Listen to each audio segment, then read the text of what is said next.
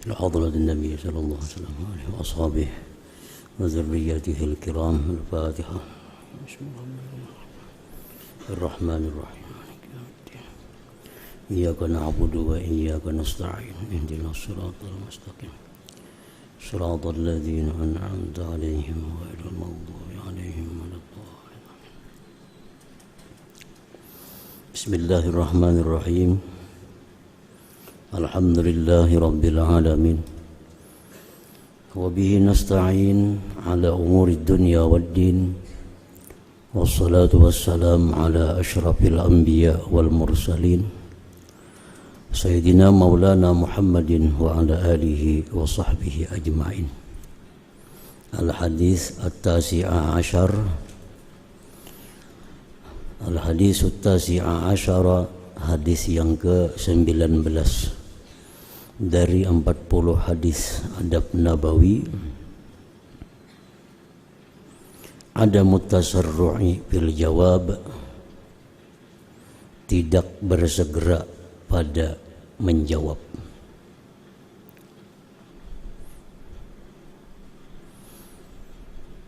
Ada mutasarru'i fil jawab, tidak segera pada menjawab.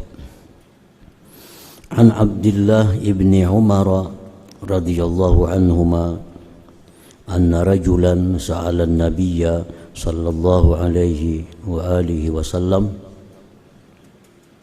ayyul biqa'i syarr qala la adri hatta as'ala Jibril fasa'ala Jibril faqala la adri hatta as'ala Mikaila faja'a faqala khairul biqa'i al-masajidu wa syarruha al-aswaq. Akhrajahu Ibnu Hibban fi sahihihi.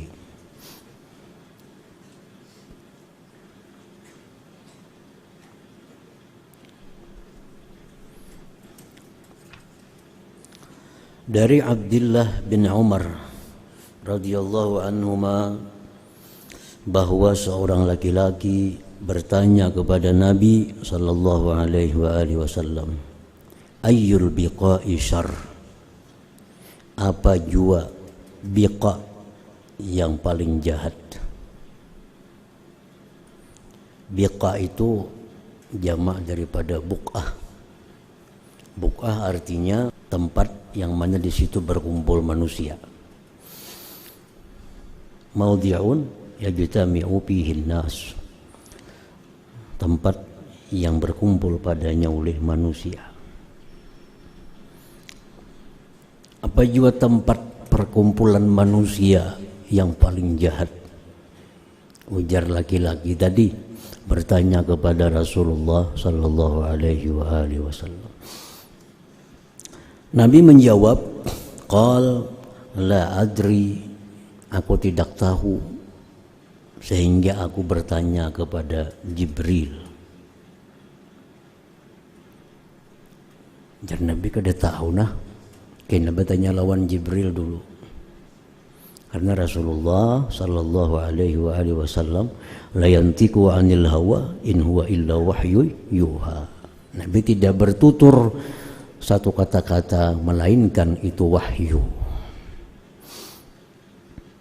Pasa'ala Jibrila, Nabi pun bertanya kepada Jibril, hai Jibril, apa juga tempat perkumpulan manusia yang paling jahat? Faqala jara Jibril, syarruha, dan paling jahat tempat berkumpulnya manusia, al-aswaqu, pasar-pasar. Akhrajahu Ibnu Hibban fi sahihihi.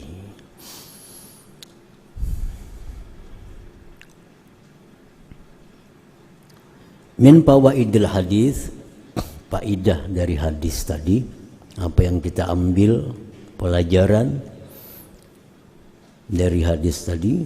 Satu, ada mutasarru'i bil ijabah liman laisa mutaakkida. Ada mutasarru'i bil ijabah liman laisa mutaakkida,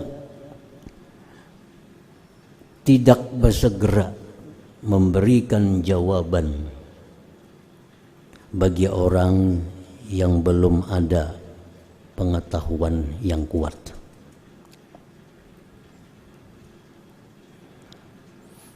Kalau kita ditanya orang, kita belum tahu, jangan langsung menjawab, jangan segera menjawab. Yang kedua, istihbabul ijabah bila adri inda adami ma'rifatil jawab. Sunat menjawab dengan jawaban la adri, aku tidak tahu, ketika tiada mengetahui jawabannya. Inda adami ma'rifatil jawab, di saat kita tidak mengetahui jawabannya, kita disunatkan menjawab dengan jawaban la adri, aku tidak tahu. Dapat pahala, dapat pahala. Bisa ada yang bertanya kepada kita, apa yuk hukumnya ini, boleh kada? Kita kada tahu, atau kita pernah tahu tapi kada ingat, atau ragu-ragu. Nah, untuk dapat pahala, jawab dengan la adri, aku tidak tahu. Itu sunat.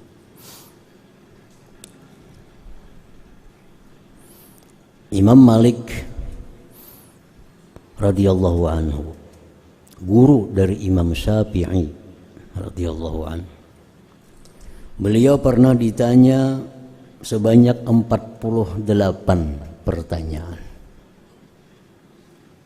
Ada orang jauh-jauh, ada yang mengatakan dari Andalus. Andalus itu jauh, di Spanyol. Datang ke Madinah, bertanya kepada Imam Malik, karena disuruh orang sana menanyakan kepada Imam Malik beberapa soal pertanyaan tentang masalah agama. 48 masalah yang ditanyakan. Dari 48 masalah yang ditanyakan itu, Imam Malik menjawab 32 dengan la adri. La adri. Ini kayak apa hukumnya la adri? Jadi 48 soal, 32 yang dijawab dengan jawaban la adri, aku tidak tahu.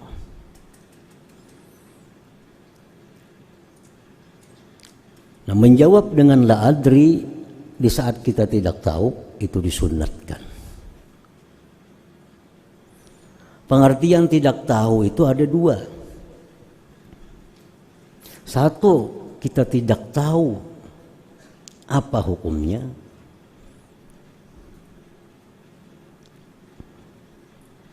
Yang kedua, kita tidak tahu apakah ini pertanyaan lebih baik dijawab atau tidak dijawab. Ada orang bertanya lawan kita satu masalah atau wajib misalnya, tapi kita kada tahu apakah ini baik dijawab atau kada dijawab. Nah, itu bisa aja menggunakan kalimat la adri, aku tidak tahu. Bukan kada tahu jawabannya, tapi kada tahu kalau aku jawab ini baik atau kada. Misalnya orang bertanya kepada kita, apa hukumnya kunut sembahyang subuh tuh? Apa hukumnya kunut sembahyang subuh? Kita tahu dalam mazhab kita Syafi'i, kunut itu sunat ab'ad. Sunat ab'ad. Tapi kita kada tahu kalau kita jawab ini apakah baik atau kada. Barangkali yang bertanya ini orang-orang yang anti kunut. Barangkali yang bertanya ini orang yang hanya ingin mendebat kita. Lalu kita jawab, la adri, kok kada tahu.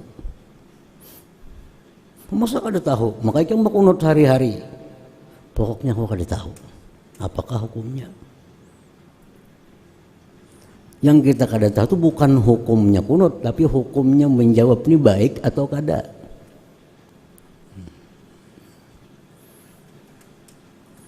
Itu bisa dikatakan dimasukkan dalam la adri. Karena kada semua soal baik dijawab. Kada semua pertanyaan baik dijawab. Kadang-kadang ada satu soal itu yang tidak dijawab. Nah, terhadap yang demikian kita boleh menggunakan la adri, aku tidak tahu. La adri, aku kada tahu. Jadi istihbabul ijabah bila adri inda adami ma'rifatil jawab. Yang ketiga yang diambil faidah dari hadis tadi, khairul biqa al masajidu. Sebaik-baik tempat berkumpulnya manusia itu adalah masjid-masjid. Wa ahammiyatu ihtiramiha wa sauniha, dan perlu menghormati itu masjid-masjid dan menjaga memeliharanya.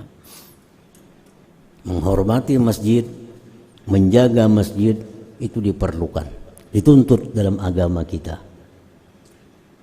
Ada dua cara menghormati masjid, menjaga masjid. Satu yang bentuknya hissiyah, seperti membersihkan masjid dari kotoran-kotoran, membersihkan masjid dari sampah-sampah, menjaga masjid daripada hal-hal yang mendatangkan kotoran, termasuk menjaga masjid.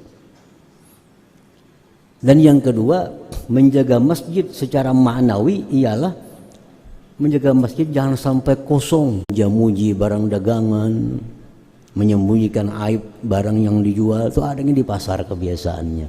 Nah, makanya pasar dijadikan oleh Nabi kita sejahat-jahat tempat di mana berkumpulnya manusia.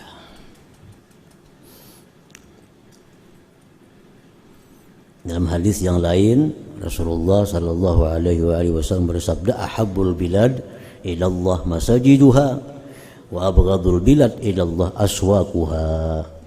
Nah, itu ada hadis Nabi lagi, paling dicintai Allah tempat di negeri-negeri ini masajiduha, masjidnya. Ini misal di kampung kita, di mana di kampung itu tempat yang paling disukai Allah, masjid. Di masjid. Ahabbul bilad ila Allah masajiduha. Paling dibenci Allah tempat di suatu negeri itu aswaquha, pasar-pasarnya. Nah, kalau kita diam di masjid, kita sudah berdiam bertempat di tempat yang disukai oleh Allah. Kalau kita diam di pasar, kita mesti ingat kita sedang berada di tempat yang paling tidak disukai oleh Allah Subhanahu wa ta'ala.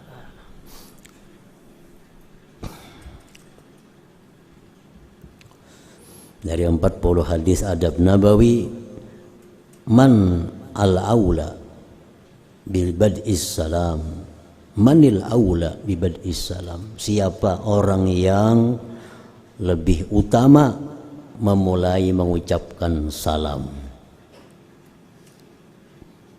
Kita bertemu misalnya, disuruh kita mengucapkan salam, siapa yang dulu mulai? Siapa yang mengucapkan assalamualaikum? Yang lebih utama.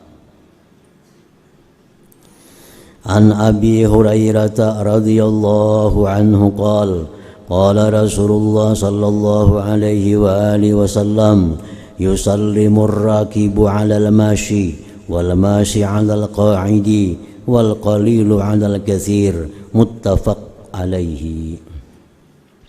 Dari Abi Hurairah radhiyallahu anhu, beliau berkata, bersabda Rasulullah sallallahu alaihi wasallam, memberi salam orang yang berkendaraan atas orang yang berjalan, memberi salam orang yang berjalan atas orang yang duduk, memberi salam kelompok yang sedikit atas kelompok yang banyak. Hadis muttafaqun alaihi. Bersepeda, berselisihan lawan kawan nang berjalan batis. Siapa yang beri salam? Yang berdahulu, yang bersepeda. Kalau kita berjalan, ada kawan duduk, kita yang memberi salam karena kita sedang jalan. Kalau kita bertiga misalnya, ada orang banyak, nah kita yang dulu yang memberi salam, yang sedikit memberi salam kepada yang banyak. Misalnya kita sama pada berjalan nih, rombongan kita 5 orang, rombongan kawan sana 10 orang, berselisihan di jalan. Nah siapa yang dulu memberi salam? Yang sedikit.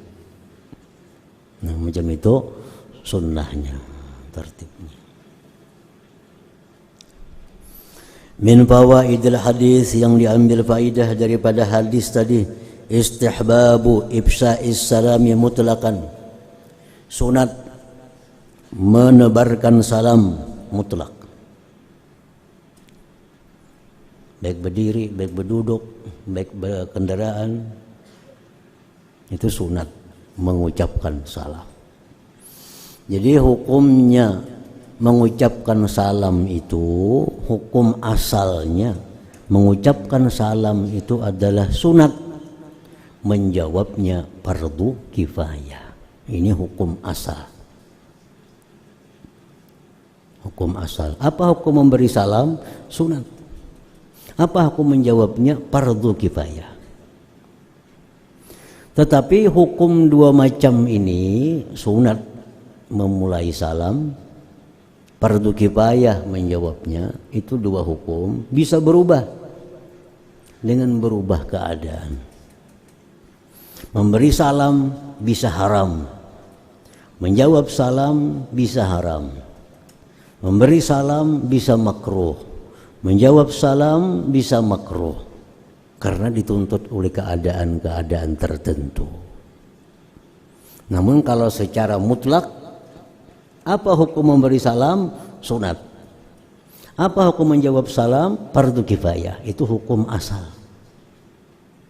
Tapi bisa berubah dengan keadaan-keadaan tertentu. Contoh, haram memberi salam. Seorang perempuan muda,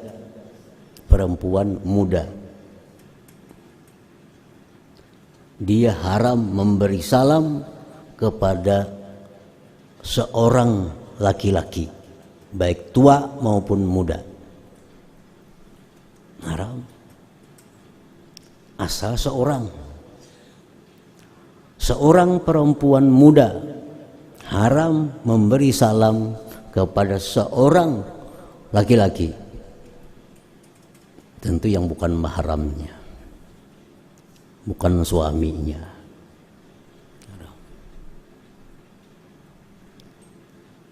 Jadi kada sunat itu, kada jadi berpahala, bahkan haram. Misalnya seorang perempuan muda masih diingini, artinya masuk ke rumah kawan, ternyata di rumah kawan tuh hanya ada abahnya, kada ada orang lain. Duduk abahnya sorangan di kursi. Nah, datang si perempuan muda nak mencari kawan, ternyata di rumah hanya ada abahnya. Nah, si perempuan muda ini kada boleh assalamualaikum, itu kada boleh, itu haram hukumnya. Tapi sama pada sendiri.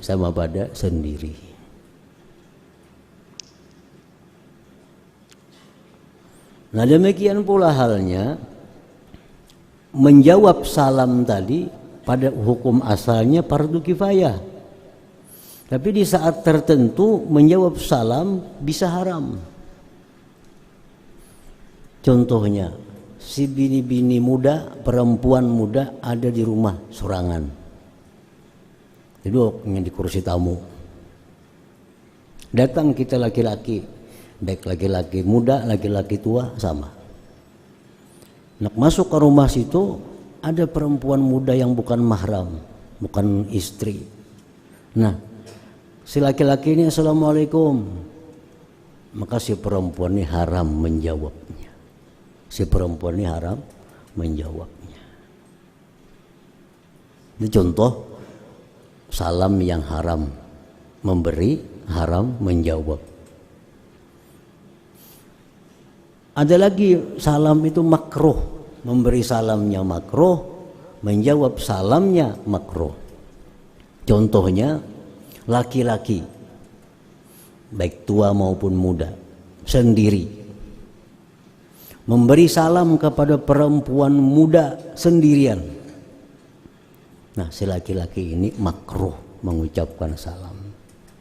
Si perempuan haram menjawabnya.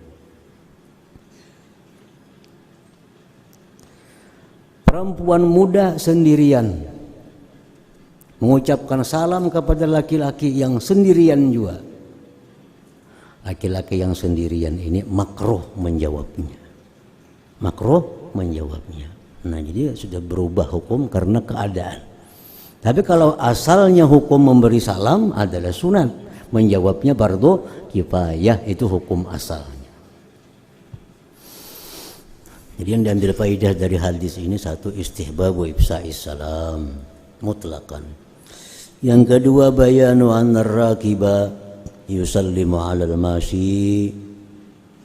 Keterangan bahwa orang yang bertunggangan, berkendaraan itu memberi salam atas orang yang berjalan kaki. Bayanu anna as-saghira yusallimu 'alal kabir. Yang muda memberi salam atas yang tua, walaupun yang tua berkendaraan, yang muda berjalan. Yang muda jalan betis, yang tua berkendaraan. Nah, yang muda itu memberi salam. Bayanu annal masya yusallimu 'alal qa'id. Keterangan bahwa berjalan kaki itu memberi salam atas orang yang duduk.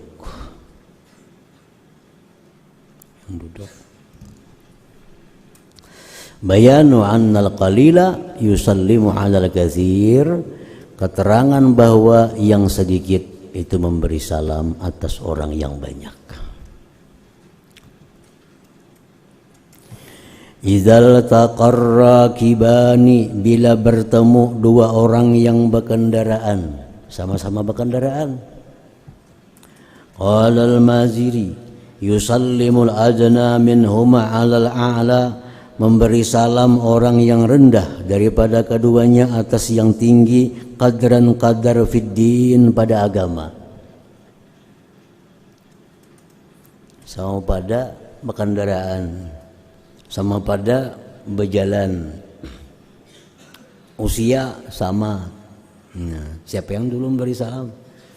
Yang lebih mulia kedudukannya di sisi agama, itu yang diberi salam. Yang diberi salam. Ijlalan li fadlihi, mengagungkan kelebihannya. Lianna fadilatad din, karena kelebihan agama, muraggabun fiha, digemarkan pada itu kelebihan agama, fi syar'i, pada syariat. Idza tasawal mutalaqiyani min kulli jihatin, bila mana sama dua yang bertemu dari segala sisi. Idza tasawal mutalaqiyani min kulli jihatin